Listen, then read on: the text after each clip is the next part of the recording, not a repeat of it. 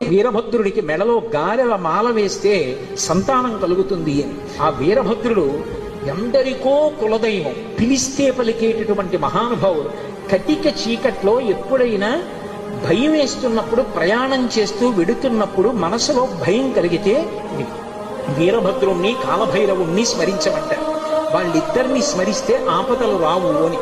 అంత అద్భుతమైనటువంటి మూర్తి వీరభద్రుడు. ఆ వీరభద్రుడు పరమశివుడి యొక్క పరివార దేవతల్లో ఒకడుగా ఉంటాడు. మీరు ఏ ఆలయానికి వెళ్ళండి, పెద్ద పెద్ద క్షేత్రాల్లో వీరభద్రుడు కనబడతాడు.